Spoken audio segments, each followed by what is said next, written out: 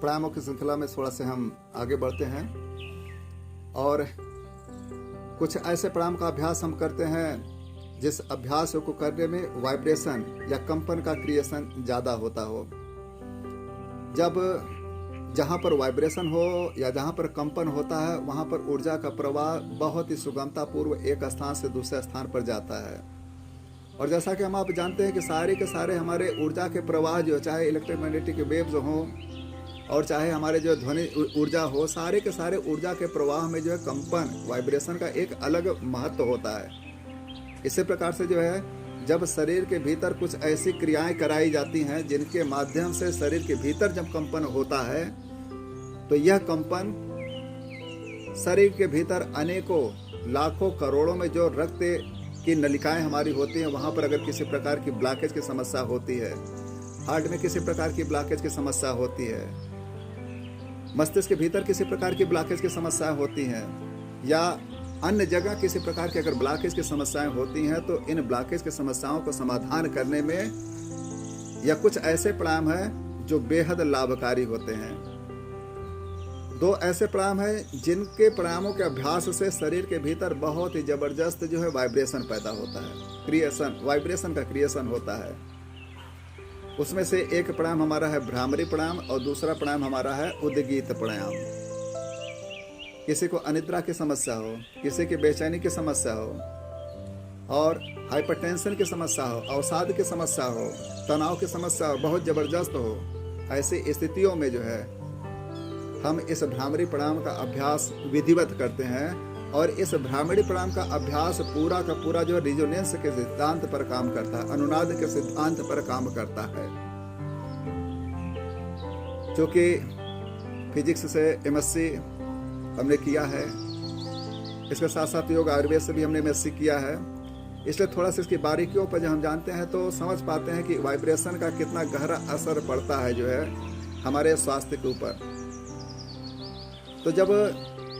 हम लोग इन दो प्राणायामों का अभ्यास करते हैं तो इन दोनों प्राणायामों के अभ्यास से जो है बहुत ही ज़बरदस्त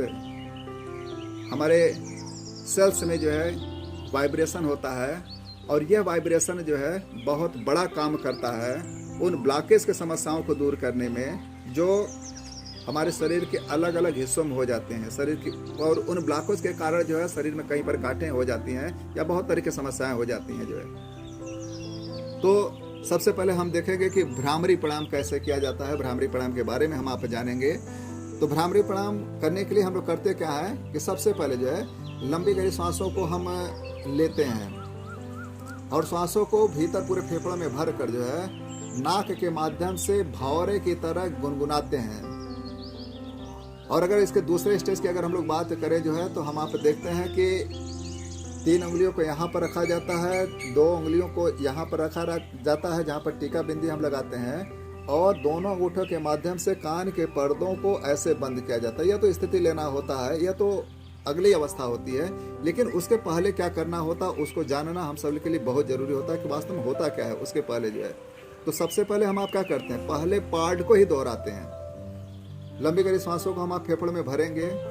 अपने शक्ति और सामर्थ्य के अनुसार जो है। यह जो प्राणवायु हमारे भीतर इकट्ठा हुआ है, हमारे फेफड़ों में इकट्ठा हुआ है, उसी प्राणवायु को जो है हम नाक के माध्यम से बाहर की ओर धीरे धीरे निकालते हैं और एक गुंजायमान होता है भंवरे जैसा आवाज जो है। कैसे जरा समझाने का प्रयास करते हैं।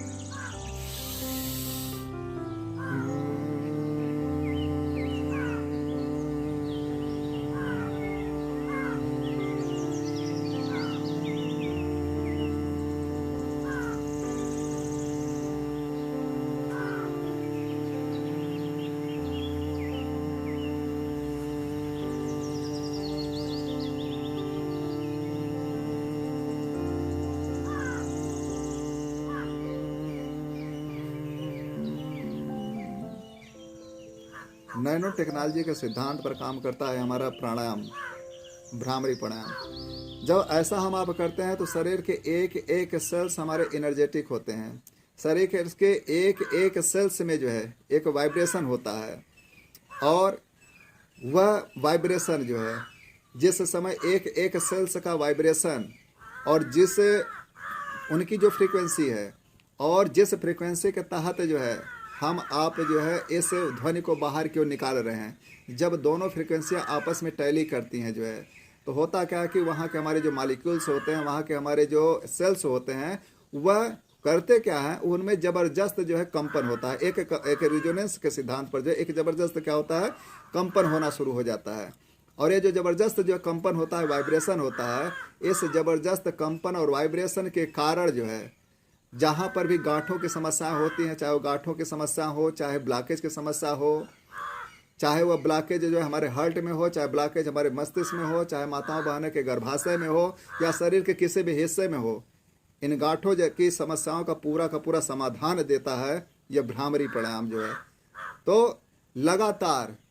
हम 11 बार, 21 बार, 51 बार जो है, जितनी बार भी हम लोग आसानी से कर सकते हैं उतनी बार जो है करने का पूरा प्रयास करते हैं इस भ्रामरी प्राणायाम का जो है। तो कम से कम जो है शुरुआती दौर में जो है हम कम से कम 11 बार जो है इस अवस्था में कर लेते हैं भौरे की गुनगुनाहट को जो है। और अगले चरण में जो है उसी को जो है यहाँ पर 3 उंगली को रखते हैं और 2 उंगली को यहाँ पर रखते हैं और दोनों कान के पर्दों को दबाकर ऐसे जो है करके जो है हम कर लेते हैं। लेकिन शुरुआत आप ऐसे करें जो है, जिसे किसी प्रकार का कन्फ्यूजन ना हो। सबसे पहले हम तो अभ्यस्त हो जाए कि कैसे किया जाता है जो है। और जब हम लोग इस अवस्था में आते हैं तो इस अवस्था में आने का मूल मकसद यह होता है कि पूरा का पूरा जो है हम अपनी ध्वनि को अपने भीतर ही समाहित कर ले जो है, बाहरी ध्वनि हमारे भीतर समाहित ना हो जो है। तो कैसे करते हैं एक बार और हम आप देख लें।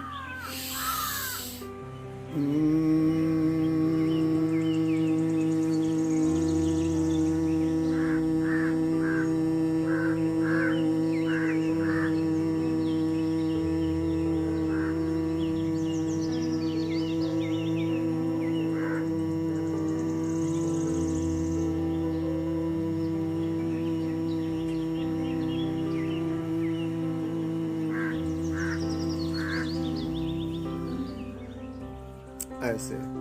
तो पूरा सरल होकर, पूरा सहजता के साथ और पूरी सहजता को लिए हुए एक खूबसूरत भाव और एक खूबसूरत समर्पण के साथ जो है परमपिता परमेश्वर के प्रति पूरा का पूरा श्रद्धा के साथ जो है अभिभूत होकर जो है इन प्राणायामों का अभ्यास जब हम आप करना शुरू करते हैं तो इसका प्रभाव कहाँ कहाँ पड़ सकता है उसकी संकल्पना भी हम तब करते हैं जब इन प्राणायामों का अभ्यास हम खुद करते हैं जो है। और दूसरे प्राणायाम, जब इसी के प्राणायाम के बाद जो है होता क्या है जो है कि इसके दूसरे भाग के रूप में हम लोग ऐसे भी कर लेते हैं। 3 उंगली को यहाँ पर रखेंगे, यहाँ पर दबाना नहीं होता जो है, और फिर 2 उंगली को जहाँ पर टीका और बिंदी लगाते हैं वहाँ पर रख लेते हैं तर्जनी को, जिसे हम लोग योगा की भाषा में आज्ञा चक्र कहते हैं। और कान के पर्दे को ऐसे और ऐसे क्या करते हैं, दाबते हैं, बाहर का आवाज भीतर न जाए, यही हमारी संकल्पना होती है, यही हमारा भाव होता है। अब भीतर जो भी क्रिएशन हो वायु मॉलिक्यूल्स में और हमारे इस फ्रीक्वेंसी वाली साउंड में जो है उनमें एक तालमेल बने।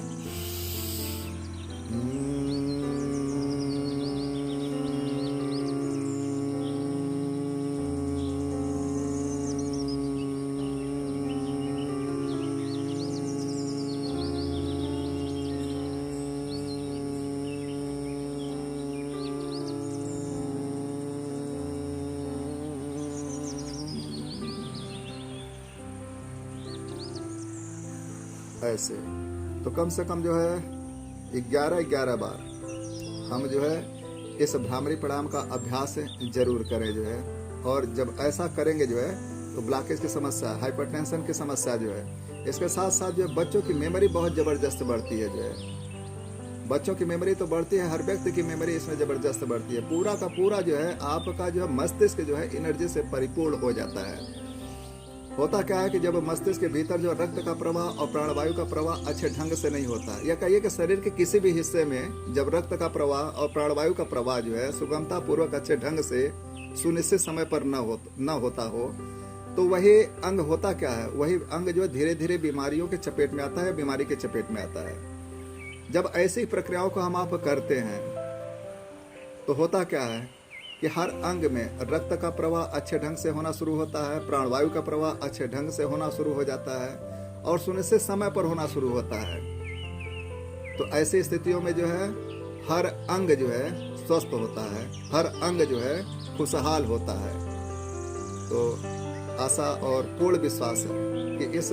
भ्रामरी प्राणायाम का अभ्यास आप विधिवत करेंगे और खूब करेंगे। जितनी बार आपकी शक्ति और सामर्थ्य हो, अपनी शक्ति और सामर्थ्य के अनुसार जो है इस भ्रामरी प्राणायाम का अभ्यास पूरा का पूरा करें। और ये पूरा का पूरा रिजोनेंस के सिद्धांत, अनुनाद के सिद्धांत पर काम करता है। जो है बच्चों को खूब कराएं, बड़ों को खूब कराएं, बुजुर्गों को खूब कराएं, आप खुद स्वयं करें। जो है